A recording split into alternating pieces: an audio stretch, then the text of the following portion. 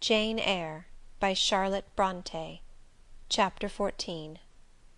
For several subsequent days I saw little of Mr. Rochester. In the mornings he seemed much engaged with business, and in the afternoon gentlemen from Millcote or the neighbourhood called, and sometimes stayed to dine with him. When his sprain was well enough to admit of horse exercise, he rode out a good deal, probably to return these visits, as he generally did not come back till late at night. During this interval, even Adele was seldom sent for to his presence, and all my acquaintance with him was confined to an occasional rencontre in the hall, on the stairs, or in the gallery, when he would sometimes pass me haughtily and coldly, just acknowledging my presence by a distant nod or a cool glance, and sometimes bow and smile with gentlemanlike affability. His changes of mood did not offend me, because I saw that I had nothing to do with their alternation. The ebb and flow depended on causes quite disconnected with me. One day he had had company to dinner, and had sent for my portfolio, in order, doubtless, to exhibit its contents. The gentleman went away early, to attend a public meeting at Millcote, as Mrs. Fairfax informed me; but the night being wet and inclement, Mr. Rochester did not accompany them. Soon after they were gone, he rang the bell. A message came that I and Adele were to go down stairs. I brushed Adele's hair and made her neat, and having ascertained that I was myself in my usual Quaker trim, where there was nothing to retouch, all being too close and plain, braided locks included, to admit of disarrangement, we descended. Adele, wondering whether the petit coffre was at length come, for, owing to some mistake, its arrival had hitherto been delayed. She was gratified. There it stood, a little carton, on the table when we entered the dining room. She appeared to know it by instinct. "Ma boîte! Ma boîte!" exclaimed she, running towards it. "Yes, there is your boîte at last. Take it into a corner, you genuine daughter of Paris, and amuse yourself with disemboweling it," said the deep and rather sarcastic voice of Mr. Rochester, proceeding from the depths of an immense easy-chair at the fireside. "And mind," he continued, "don't bother me with any details of the anatomical process, or any notice of the condition of the entrails. Let your operation be conducted in silence. Tiens-toi tranquille, enfant, comprends-tu?" Adele seemed scarcely to need the warning. She had already retired to a sofa with her treasure, and was busy untying the cord which secured the lid. Having removed this impediment, and lifted certain silvery envelopes of tissue paper, she merely exclaimed, "Oh, ciel, que c'est beau!" and then remained absorbed in ecstatic contemplation. "Is Miss Eyre there?" now demanded the master, half rising from his seat to look round to the door, near which I still stood. "Ah, well, come forward. Be seated here." He drew a chair near his own. "I am not fond of the prattle of children," he continued. "For, old bachelor as I am, I have no pleasant associations connected with their lisp. It would be intolerable to me to pass a whole evening tête-à-tête with a brat. Don't draw that chair farther off, Miss Eyre. Sit down exactly where I placed it, if you please, that is. Confound these civilities! I continually forget them. Nor do I particularly affect simple-minded old ladies. By the by, I must have mine in mind. It won't do to neglect her. She is a Fairfax, or wed to one, and blood is said to be thicker than water."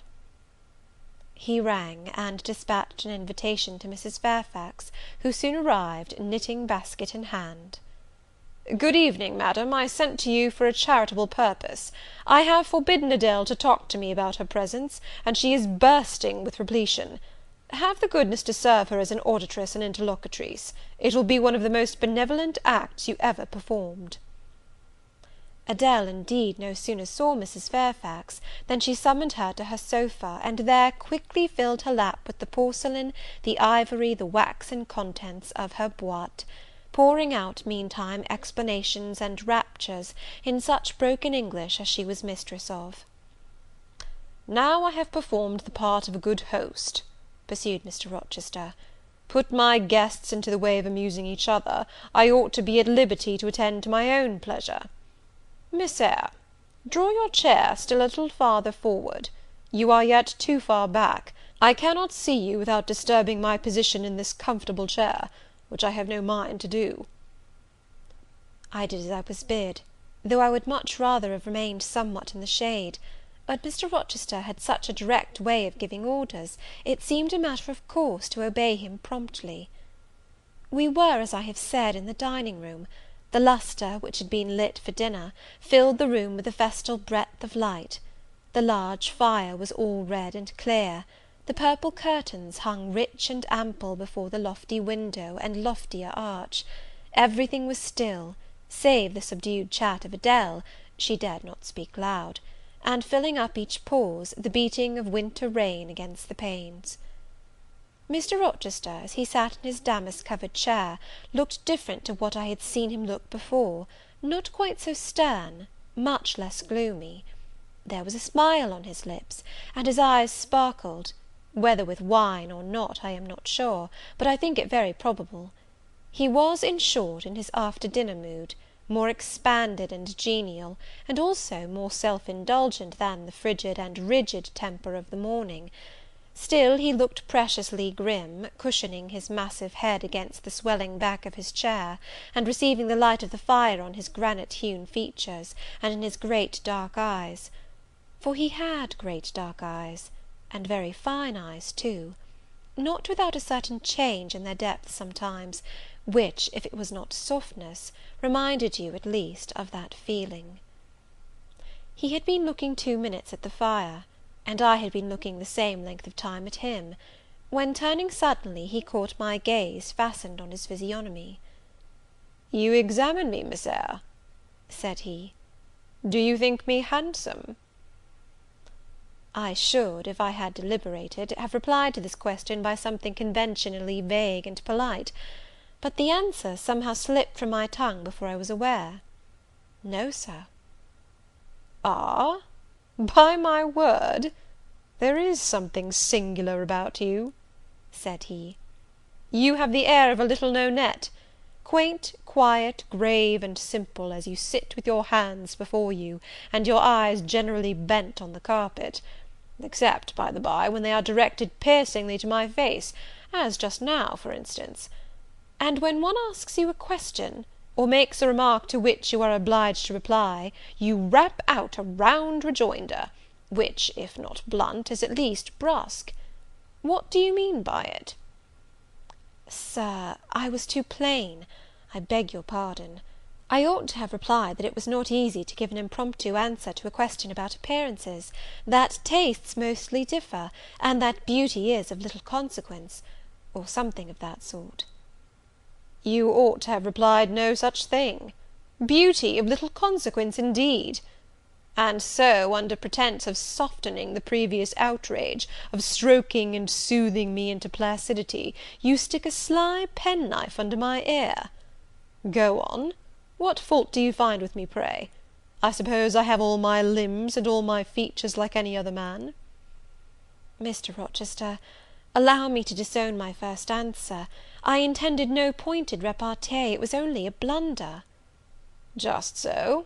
I think so, and you shall be answerable for it. Criticise me. Does my forehead not please you?"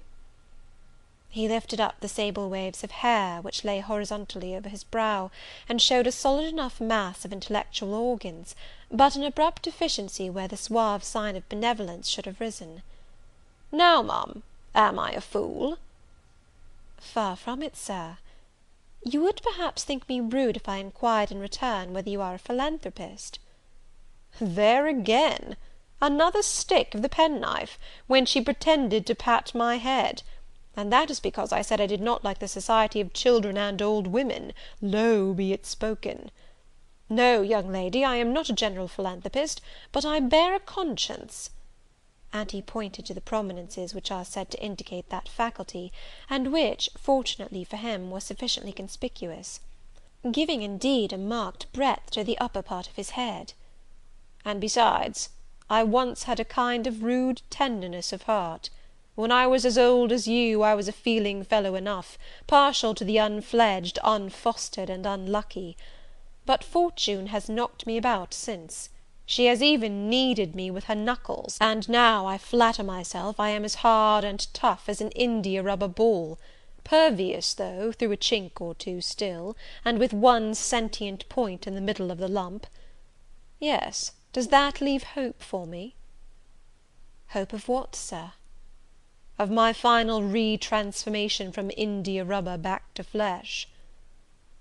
Decidedly he has had too much wine, I thought, and I did not know what answer to make to his queer question. How could I tell whether he was capable of being re-transformed?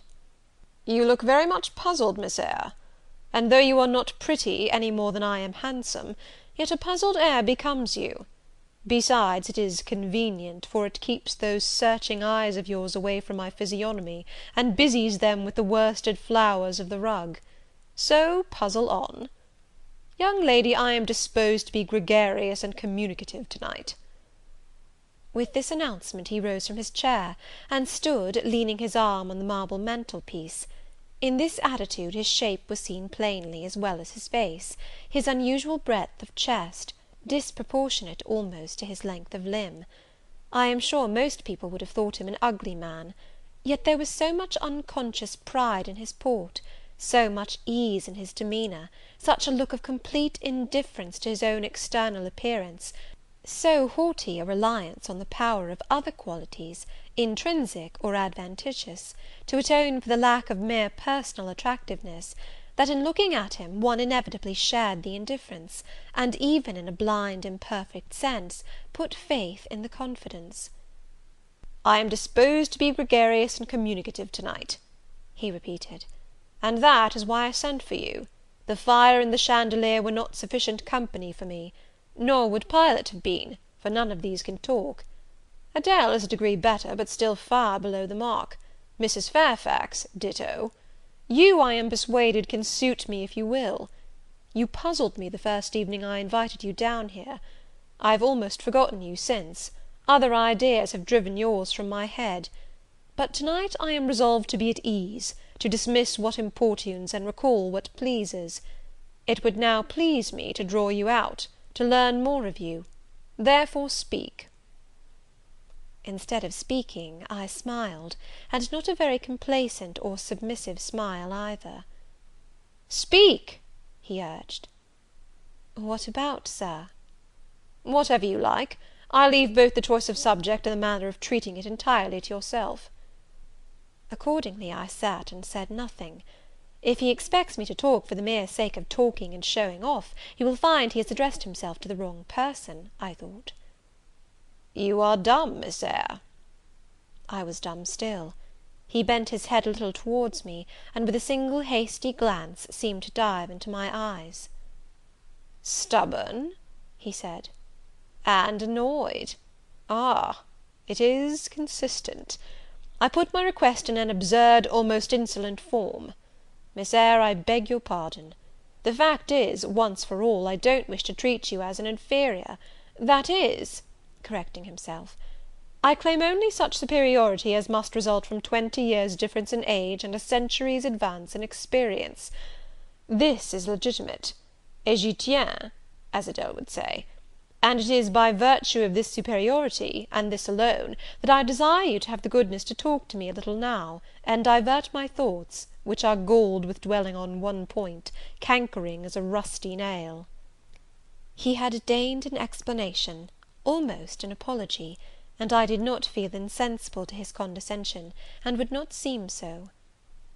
"I am willing to amuse you if I can, Sir, quite willing; but I cannot introduce a topic, because how do I know what will interest you?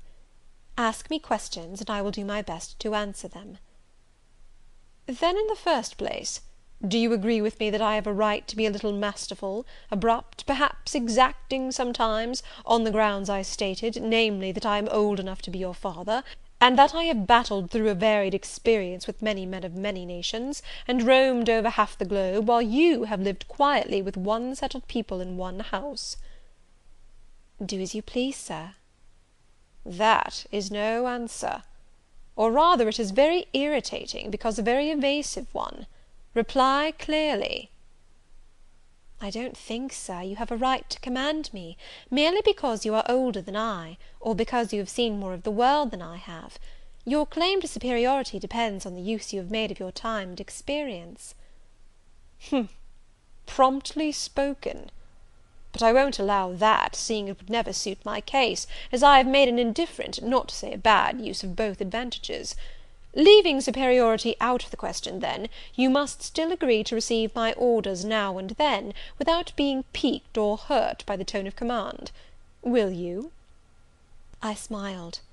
I thought to myself, Mr. Rochester is peculiar. He seems to forget that he pays me £30 per annum for receiving his orders. "The smile is very well," said he, catching instantly the passing expression. "But speak too." "I was thinking, Sir, that very few masters would trouble themselves to inquire whether or not their paid subordinates were piqued and hurt by their orders."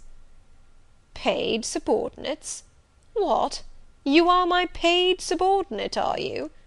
Oh yes, I had forgotten the salary. Well, then, on that mercenary ground, will you agree to let me hector a little?" "No, Sir, not on that ground; but on the ground that you did forget it, and that you care whether or not a dependent is comfortable in his dependency, I agree heartily." "And will you consent to dispense with a great many conventional forms and phrases, without thinking that the omission arises from insolence?" "I am sure, Sir, I should never mistake informality for insolence. One I rather like, the other nothing free born would submit to, even for a salary." "Humbug! Most things free born will submit to anything for a salary. Therefore keep to yourself, and don't venture on generalities of which you are intensely ignorant. However, I mentally shake hands with you for your answer, despite its inaccuracy; and as much for the manner in which it was said, as for the substance of the speech. The manner was frank and sincere. One does not often see such a manner. No, on the contrary, affectation, or coldness, or stupid, coarse-minded misapprehension of one's meaning, are the usual rewards of candour. Not 3 in 3,000 raw schoolgirl governesses would have answered me as you have just done. But I don't mean to flatter you. If you are cast in a different mould to the majority, it is no merit of yours. Nature did it. And then, after all, I go too fast in my conclusions. For what I yet know, you may be no better than the rest. You may have intolerable defects to counterbalance your few good points."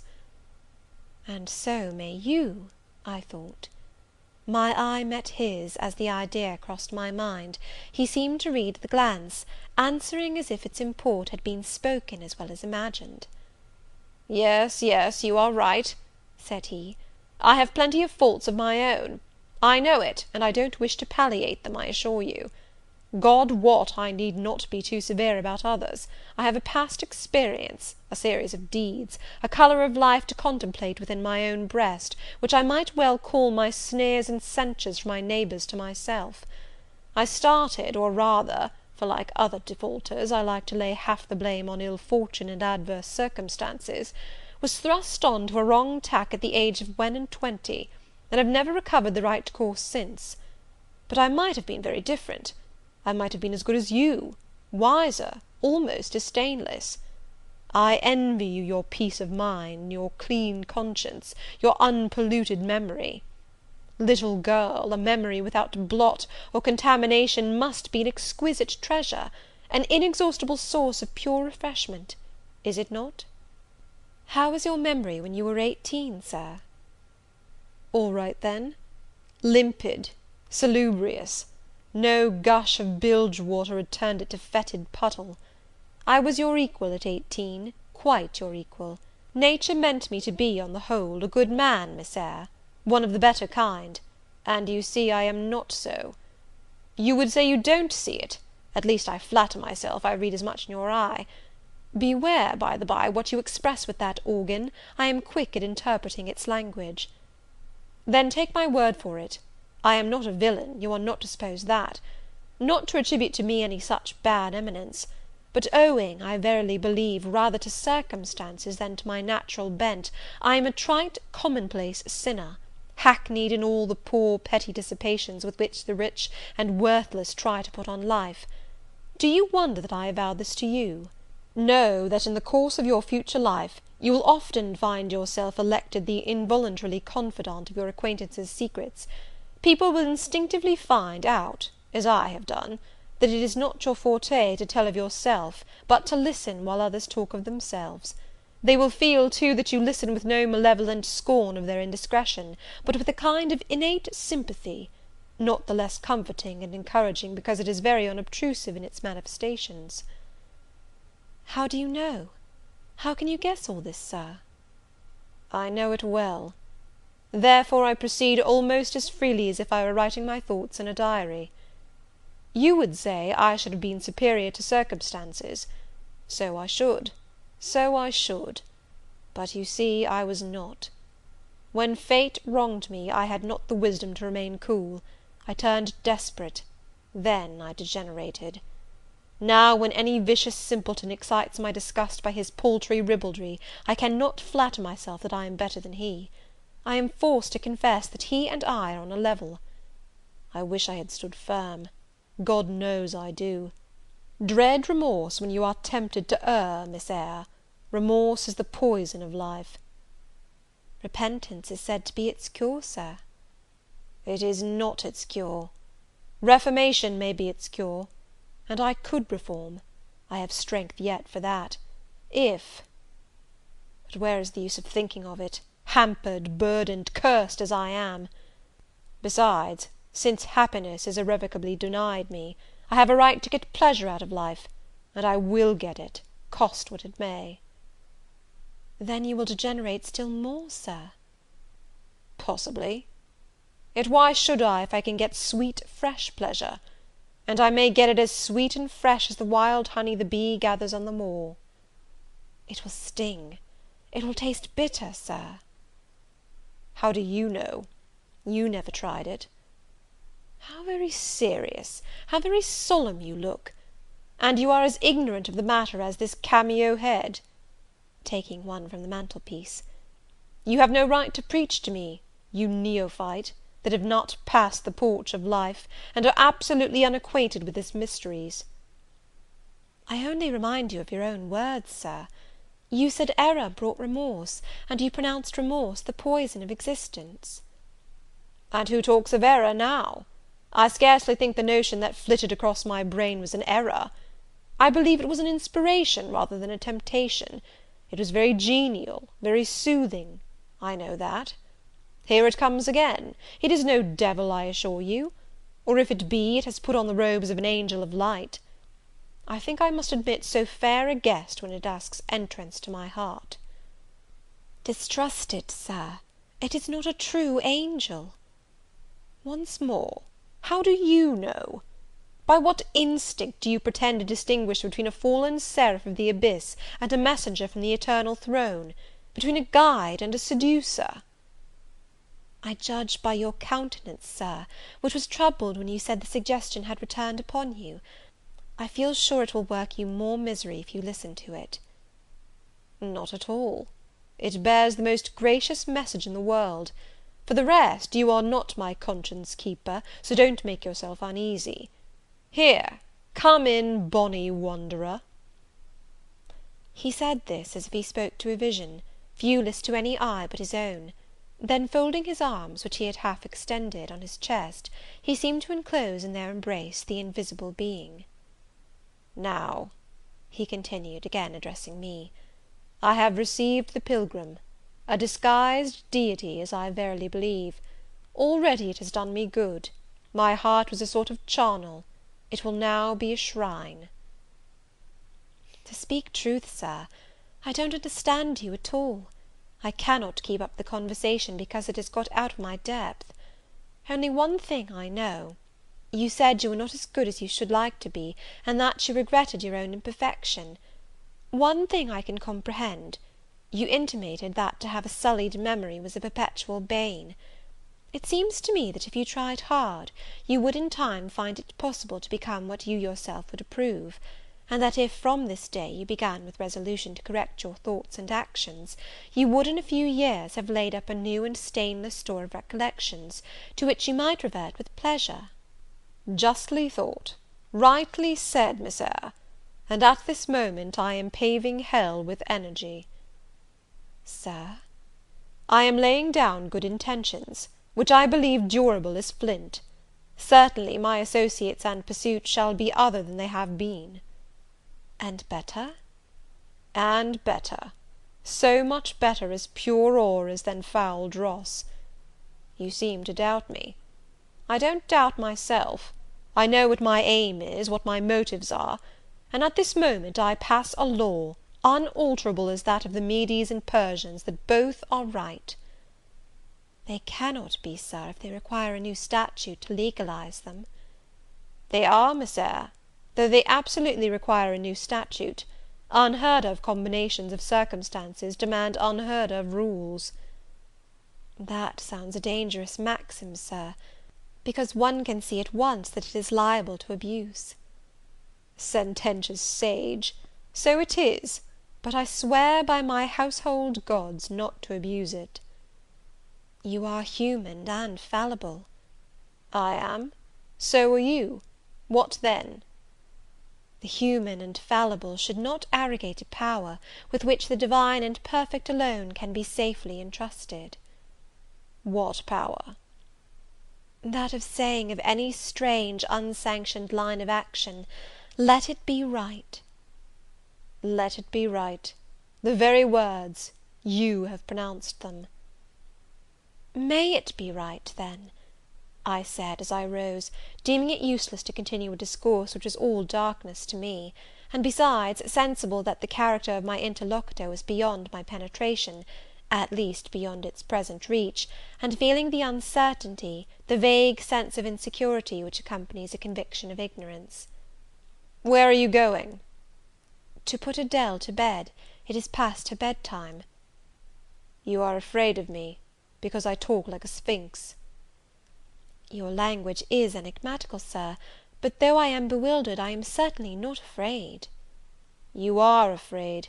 Your self-love dreads a blunder. In that sense I do feel apprehensive. I have no wish to talk nonsense. If you did, it would be in such a grave, quiet manner I should mistake it for sense. Do you never laugh, Miss Eyre?